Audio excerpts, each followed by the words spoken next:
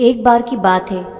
गौतम बुद्ध अपने भिक्षुओं के साथ विहार करते हुए शाल्यवन में एक वटवृक्ष के नीचे बैठ गए।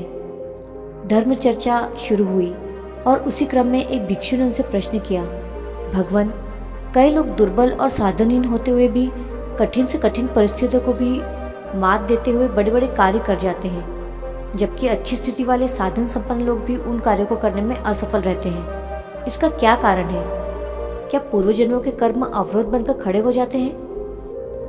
नहीं, बुद्ध ने समझाते हुए कहा और एक प्रेरक कथा सुनाने लगे। विराटनगर के राजा सुकीर्ति के पास लौशांग नामक एक हाथी था। राजा ने कई युद्धों में इस पर सवार होकर विजय प्राप्त की थी। बचपन से ही लौशांग को इस तरह प्रशिक्षित किया गया था कि वह युद्ध कला में बड़ा प्रवीण हो गया था। सेना के आगे चलते हुए पर्वताकार लौशांग जब अपनी क्रुद्धावस्था में प्रचंड हुंकार भरता हुआ शत्रु सेनाओं में घुसता था तो देखते ही देखते विपक्षियों के पांव उखड़ जाते थे। धीरे धीरे समय के साथ जिस तरह जन्म के बाद सभी प्राणियों को युवा और वृद्धावस्था से गुजरना पड़ता है, उसी क्रम से लौशांग भी वृद्ध होने लगा।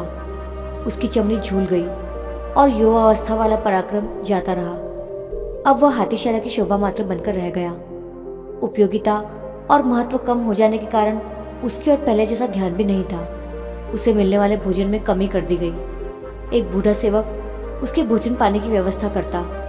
वह भी कई बार चूक कर जाता और हाथी को भूखा प्यासा ही रहना पड़ता। बहुत प्यासा होने और कई दिनों से पानी न मिलने के कारण एक बार लौशांग हाथीशाला से निकलकर पुराने तालाब की ओर चल पड़ा, जहाँ उसे पहले कभी प्रायः ले जाया करते थे।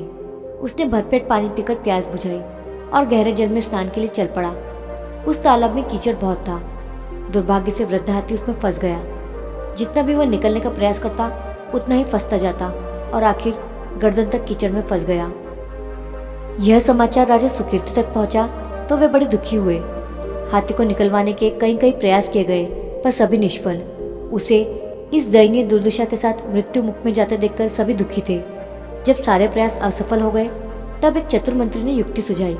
इसके अनुसार हाथी को निकलवाने वाले सभी प्रयत्न करने वालों को वापस बुला लिया गया और उन्हें युद्ध सैनिकों की वेशभूषा पहनाई गई। वे वाद्य यंत्र मंगाए गए जो युद्ध अवसर पर उपयोग में लाए जाते थे। हाथी के सामने युद्ध नगाड़े बजने लगे और सैनिक इस प्रकार कुछ करने लगे जैसे वे शत्रु पक्ष की ओर से लौशांग की ओर बढ़ रहे हैं। यह दृश्य देखकर लौशांग में न जाने कैसे यौवन काल का जोश आ गया।